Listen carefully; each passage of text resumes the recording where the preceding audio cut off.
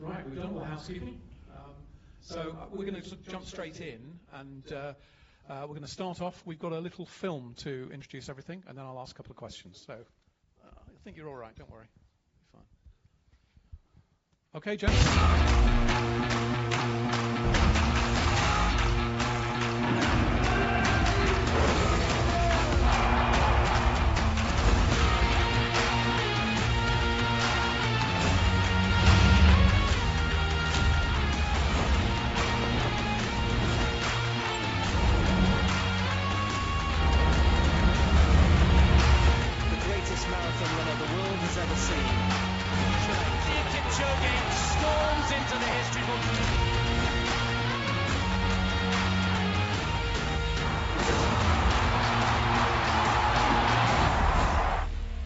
It's the World Championship on Mercedes.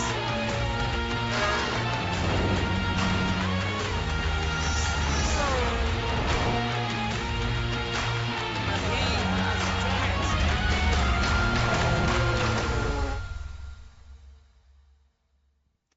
Well, it's certainly moved us up here because we're right by these very loud speakers.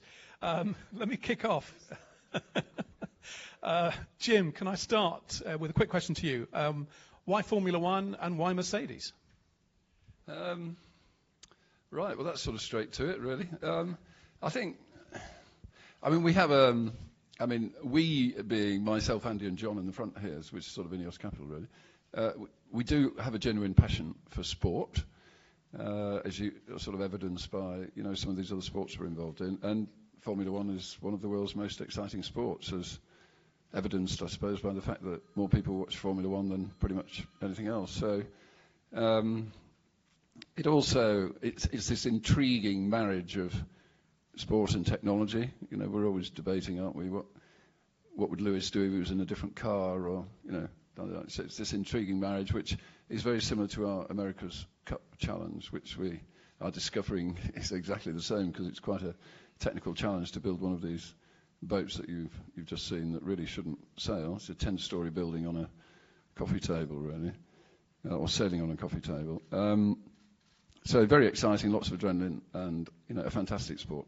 And secondly, in terms of Mercedes, I think we just have a great admiration for a fantastic engineering company that's been, that's very much at the top of its game and been very successful in the sport. Thanks, Jim. And how about Toto, your side? What does it mean having Ineos coming in as a principal partner? Yeah, it's obviously a superb new chapter for us to attract Ineos, and I think what kind of unites us is the ambition and the competitiveness. When you look at we got to know each other after Barcelona testing last year, and I know Dave for a while already, who shares that competitiveness. And when I started to look a little bit into Ineos and Andy,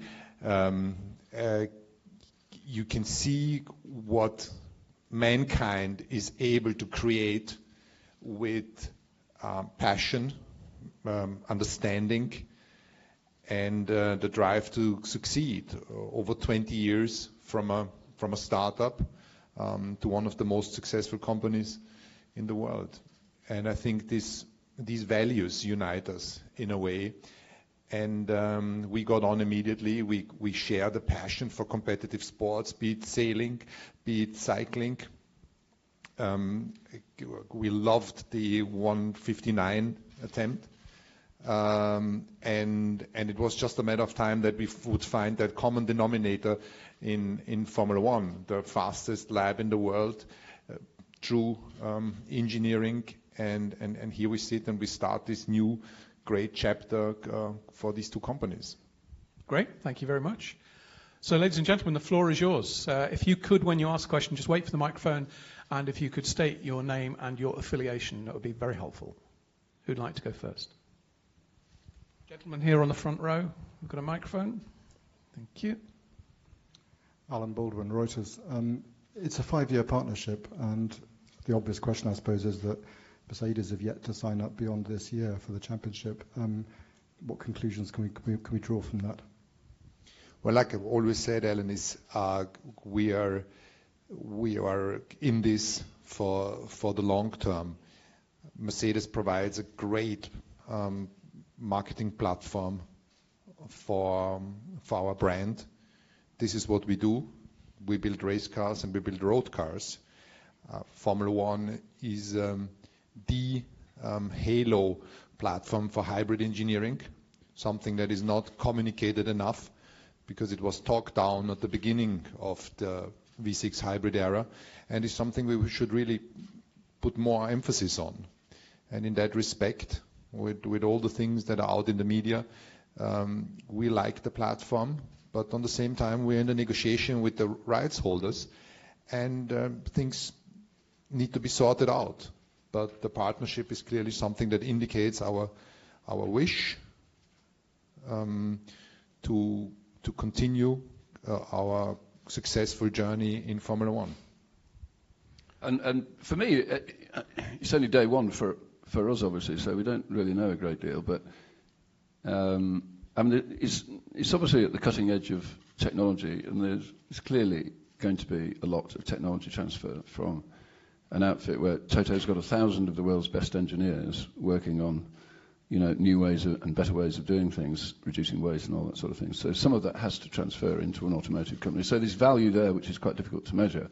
But also, certainly, just as a sort of, the average punter, if I look at the Mercedes image 15 years ago or 20 years ago, it was a taxi or a sort of an elderly gentleman's car, wasn't it, really, if you think about it? That's where I would never have bought a Mercedes 20 years ago. But today it's a very different image for Mercedes, and I think a lot of that is associated with its success in, and it's not just its participation in Formula One, but its success. If they'd backed a team that had been moderately successful, it would have been quite different. But the fact that they have been,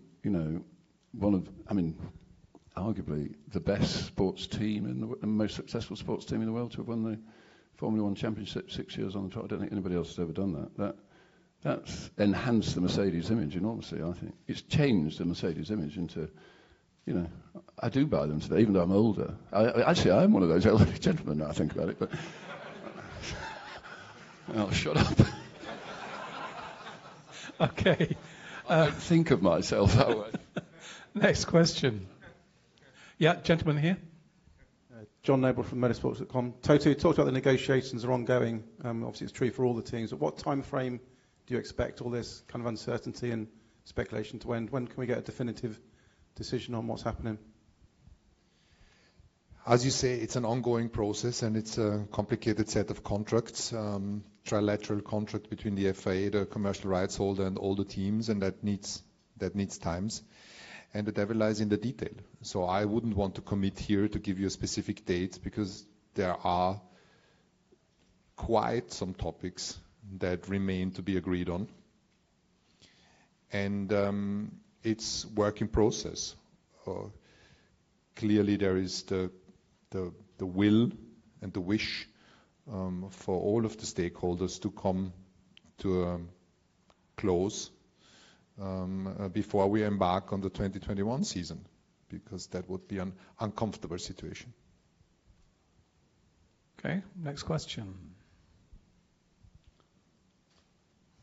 Yep, gentleman there. Hi, Rob Harris from Associated Press. Jim, how important is Lewis Hamilton staying with the team for this partnership, and how crucial is he? And is there any update on his ongoing future in terms of signing a new contract? And just more broadly, obviously we entered the season with uncertainty about Shanghai and the virus. Is there a wider concern for the championship, given so many people moving around, particularly Asia, in those opening weeks and months of the season? I mean, briefly on Lewis, I've only ever met Lewis for 5 minutes. Lewis and his dog, actually, for 5 minutes. So I don't know Lewis. I'm a great admirer. I think he's one of the finest drivers that's ever, strode the earth. Extremely talented man.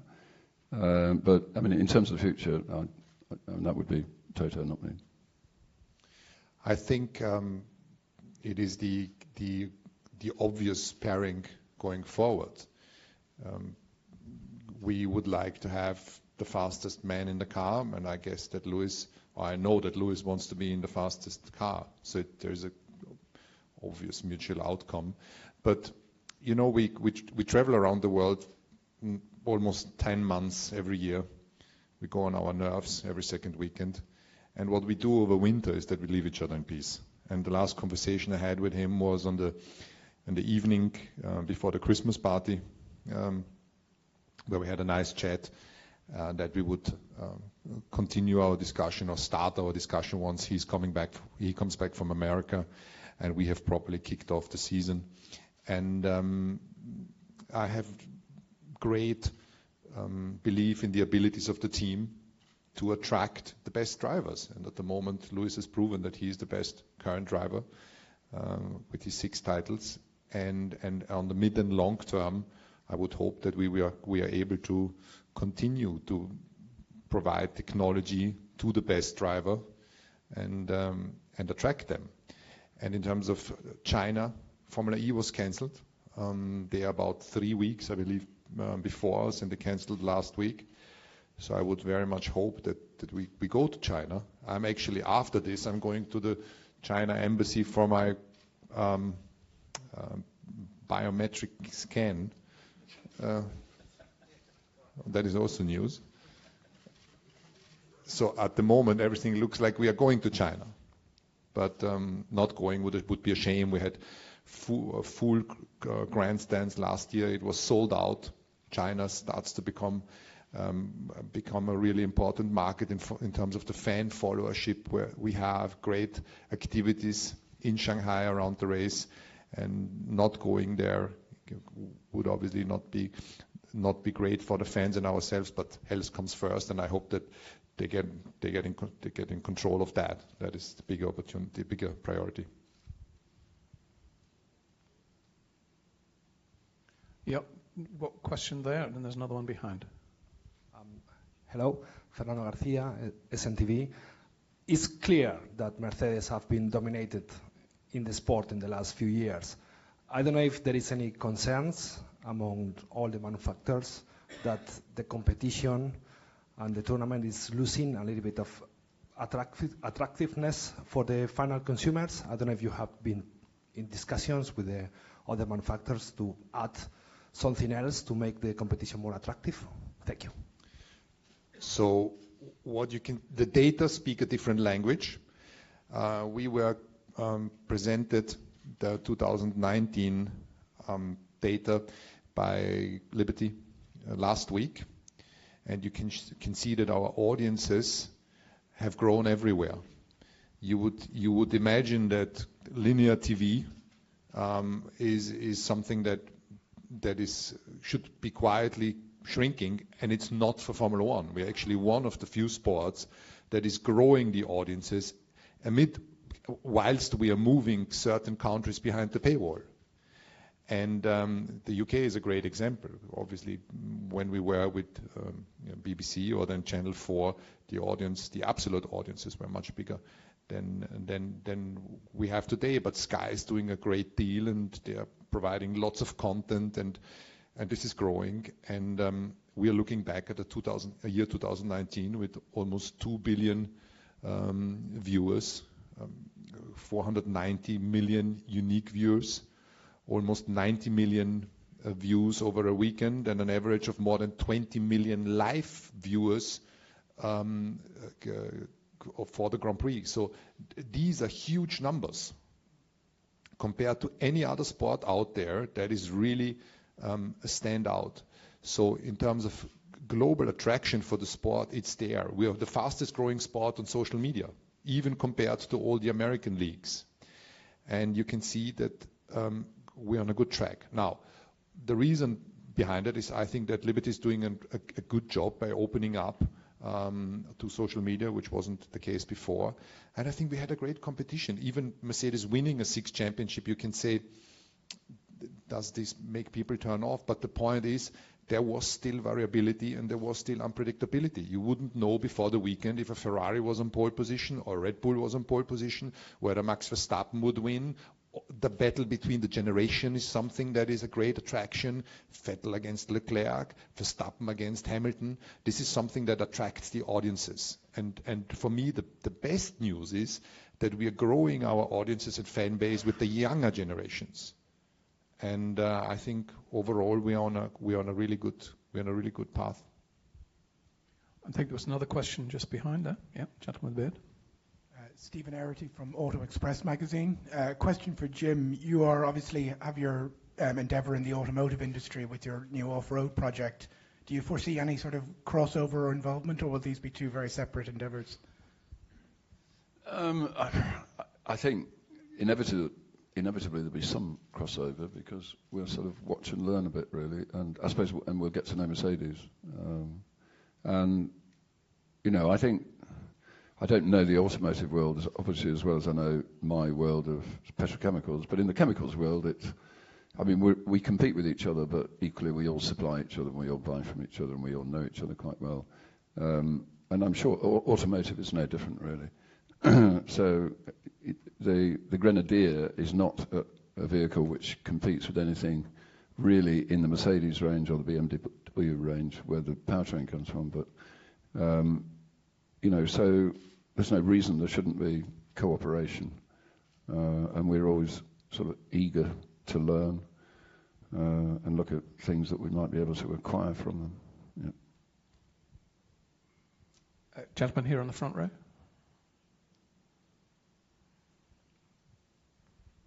Jonathan McAvoy, Daily Mail to Sir Jim. Will you now be at races more regularly as a result of this arrangement? At races, at Formula 1 races? I will go to, it's the calendar.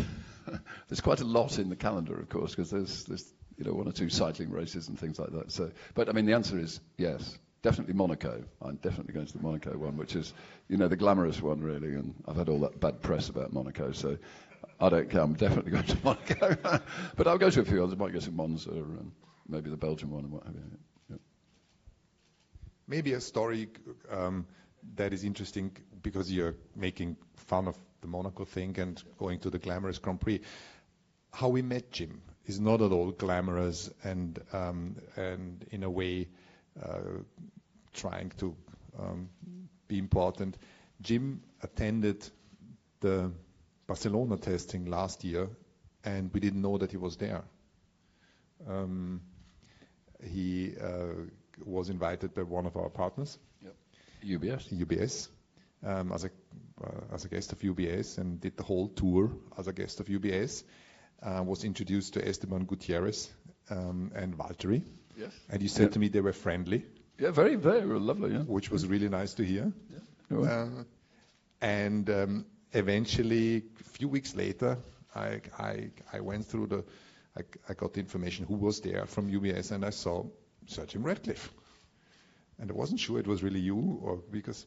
So at the end we started emailing, and eventually it was Sir Jim Ratcliffe, and he didn't at all expect any special treatment or any, we would have rolled out the red carpet. That wasn't necessary. No. And so again, from the values that we share is whilst trying to be successful and competitive with great ambition, still keeping the feet on the ground. And I think that is a very important personality trait, why we've all felt that in the group as a collective we can do some good stuff. I think I'd just add to that really, because it's, when I think Tom asked the question at the beginning, why Formula 1 and why the Mercedes Formula 1 time, what have you. I mean, there are a number of sort of more clinical reasons, but at the end of the day, the relationship has to work, and if Toto and I and the people that work for Toto and the people that work for me don't get on with each other, then these sorts of partnerships they're not going to be either probably that successful or that enjoyable. But one of the ways in which we've got to know Toto's guys and his ethos and his values in the organisation that he runs is through the America's Cup collaboration, where we have a technical collaboration, and a bunch of Toto's guys now work on the technical challenges in building this boat, which is very difficult. And it's been a super relationship, because if you look at the guys running, the guy the chief executive of our team, Grant Simmer, has been involved in the last 11 America's Cup. And on one of those, one of the other Formula One teams added some engineers to their resource, and it didn't work because they were a bit arrogant and inflated and what have you. But in the case of the Mercedes Formula One team, they have a very similar attitude and spirit to the Ineos people. We don't like arrogance, we don't like bullies, we don't like the I word, we always use the we word, that sort of thing, you know. And it just worked seamlessly between the guys that we had down in Portsmouth and about 30 of Toto's guys who fitted in really well and really engaged on the project. So that was one of the ways in which, you know, we got to understand how your team operates. And I mean, the other comment I would make is the fact that Toto and his team have won 6 championships on the trot is not an accident. And it's similar that Dave Brailsford's here today as a supporter of this announcement. But Dave Brailsford's won the Tour de France for the last 7 years with his team. And again, you know, the observation I make, because I'm new to all these things, is, again, it's not an accident. It's the fact that people, you know, Toto and Dave and their teams are doing things really well, really meticulously, really detailed, really good team ethos. I mean, look at Klopp at Liverpool. He gets his team to work together.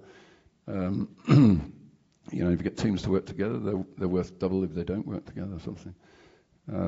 So, not an accident. Maybe just one add to this, because obviously we try to develop the overall strategies of where they should go, but on all operational level, we share those values, and between Dave and myself and Ben, we have the same kind of attitude towards competition, taking our competitors seriously, and not taking anything for granted. No sense of entitlement, but then obviously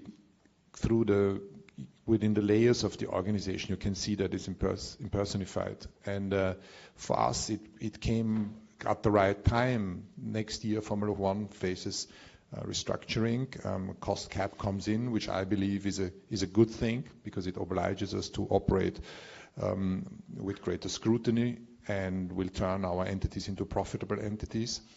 And a guy I would like to mention is Graham Miller, who sits there calmly in the back, who runs our Mercedes-Benz Appliance Science group. He took the project on with Ben Ainsley and his team to help on the America's Cup Challenge, and within 24 hours he deployed himself to Portsmouth without even thinking twice. I haven't seen Graham since. I get the reports once a week. He settled in well in Portsmouth. I think Portsmouth must be better than Brackley. And we have these kind of personalities within the organizations. Sometimes heroes that are not in the first row, they don't get the kind of media attention, but this is why this relationship will function. Oh, yeah. Andrew Benson, BBC Sport. Toto, on that subject, what's the new target you've set your team for this year to keep them motivated rather than just another World Championship? You've talked in the past about needing a new target every year. What is it this time? Every year we try to set the right objectives, and objectives that are being understood throughout the organization. I think it's so important to wake up with purpose. And I don't see a lack of motivation and purpose within the organization. The pain of losing is so much more intense and lasts so much longer than the joy of winning. And this is in a way what drives us strongly. And the sheer thought about losing makes you forget about all your previous achievements. Last year's record doesn't buy us any credit for the 2020 championship.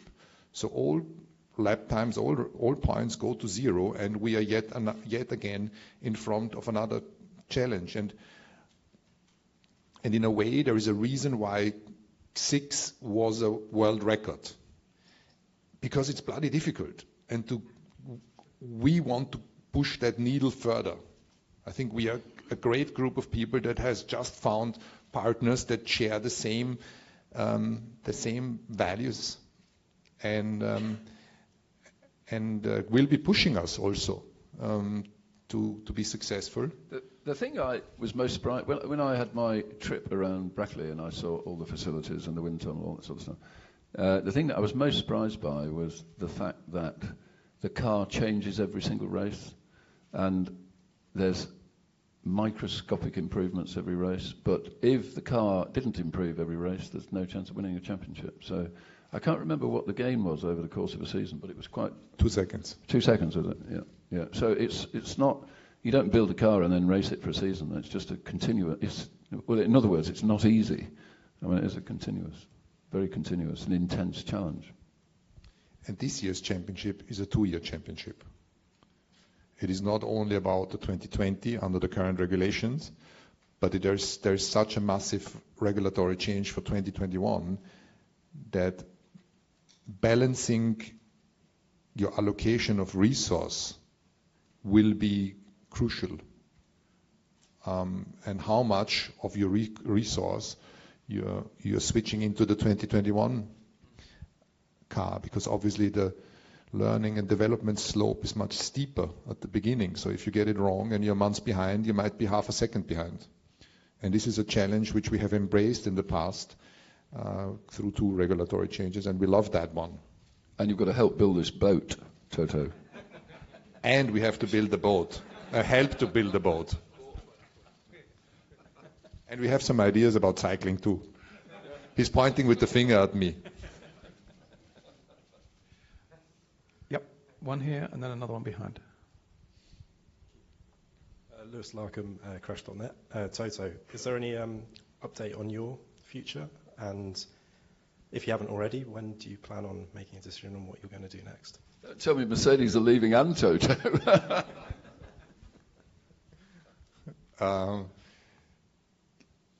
My role is different to all the other team principals. I'm a partner in the team, and I'm the managing partner of the team. We have a joint venture with Daimler, and honestly, I have to pinch myself every day to have the opportunity to be in that situation. So it's very different. But we're planning our long-term strategy together with Daimler, and Jim and his partners coming in is yet another building block, and so all sails are set for a successful future. But we are like with Lewis, we're in the middle of discussions and tweaking here and there, and I wouldn't really want to live comment when things are going to be signed, because if I give a date, then you're going to ask me all the time. To both of you, Toto, you mentioned earlier on about the value of the hybrid and the message that comes out of it, but the British government announced last week they're banning the sale of hybrids from 2035. What do you think this means for Formula 1? Where should F1 now go in the future, especially because F1 itself sees a good potential in biofuels and pushing on with that technology? The Formula 1 hybrid power units are the most efficient power units in the world. We have more than 50% thermal efficiency, and there is no other engine like this. And our road car division is learning from that. So now by adding the bio components to the fuels, and gradually we will be stepping that up, and it's a joint exercise between the FIA, between the various fuel and oil suppliers, and all of us teams. I think we are pushing ourselves hard, like we need to. I think Jean Todt is at the forefront of lowering our CO2 footprint, about lowering emissions, and we are on board to take the challenge to make these power units even more efficient. Now everybody is running after 100% electric vehicles, but when you look at the forecast that Daimler is giving for 2030, there will be quite a lot of hybrid vehicles in the mix. And if you ask me from my personal standpoint, I've driven all these vehicles, and for me, hybrid is a good solution. It allows you to go electric in urban areas, which is obvious from your home to your office, and you plug it in, or you have some inductive charging on the road. And if you go to the airport, you avoid running out of electricity because you have a small hybrid naturally aspirated or normal engine. And I think this is the future. Just as about 15 minutes, we'll head downstairs. So if anybody from the camera side wants to make a move and get set up downstairs, now is a good time to do that. We've got about another 15 minutes in here. Yeah, another question here. Lawrence Edmondson, ESPN. Toto, you mentioned earlier the younger generation of drivers, Charles Leclerc and Max Verstappen. Both have been signed to quite long-term contracts going forward. Were you surprised by that, and is it at all disappointing?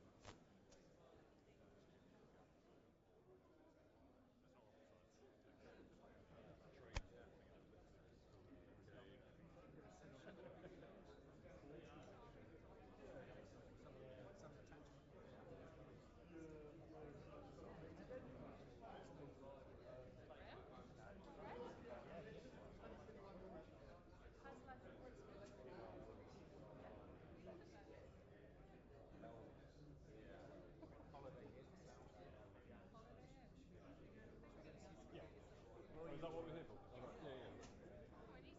Yeah, I want to see this blue.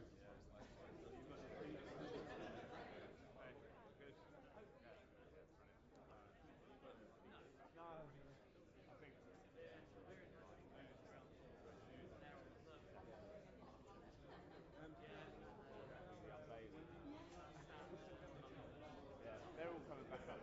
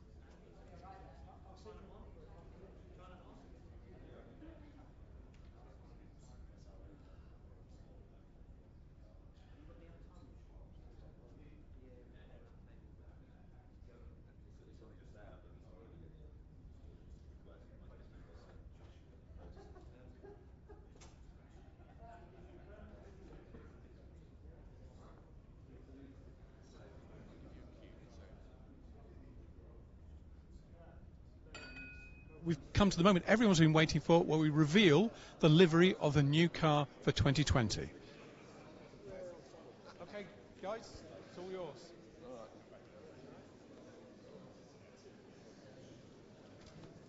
Okay. Always giving the okay. Tom, you're going to do 1, 2, 3. Okay, 1, 2, 3, away you go.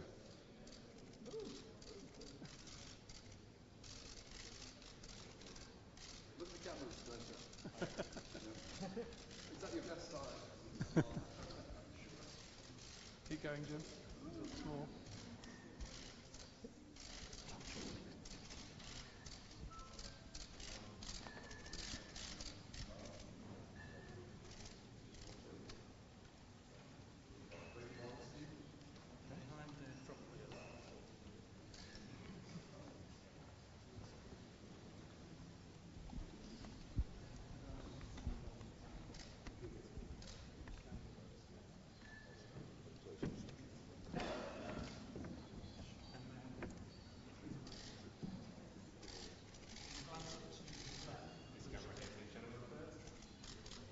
Just on the side there. Back a little bit there, just to clear the shot.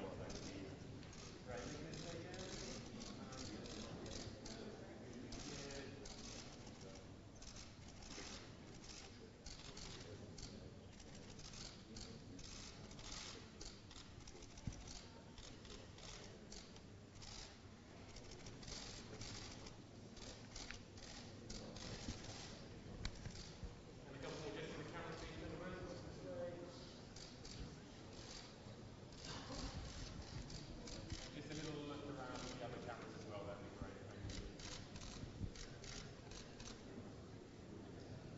Okay, then come with a handshake. Good one.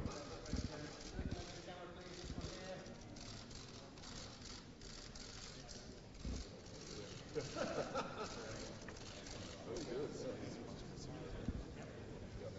Just got a couple more poses to do.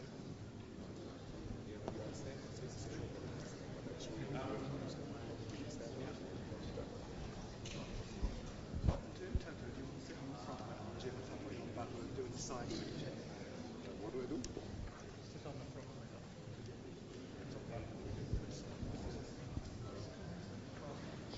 Guys at the back there, again, sorry, can I ask you just to move past that camera, keep going, just much wide angle. And a little bit more as well, guys. If you push back at the front there, please. Yes, a little more. That's good.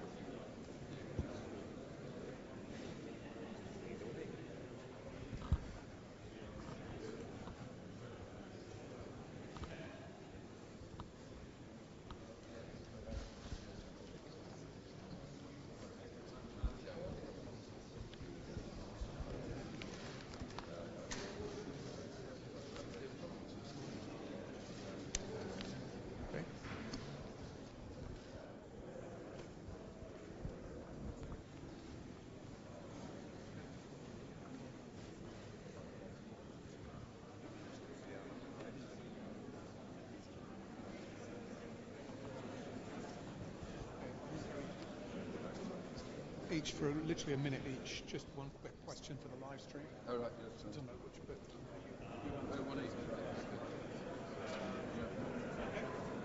So, Jim, magnificent new livery. Yes. Got Ineos on the car. What's first thoughts? First time I've seen it. It's fantastic. Yeah, very exciting. Yeah. I like the red cap. I think you'll get noticed. Yeah. Mm. Thank you very much. Toto, I got a quick question with you. So, Toto, we've got a new colour on the car. What's the feeling back in Brackley with all the engineers and the designers? Yeah, we love it, and it shows the strengths of the brand and the appeal of Formula One. Attracting Ineos and Jim and his partners into Formula One is, I think, a great moment for the team and a very good moment for Formula One overall. Thank you very much.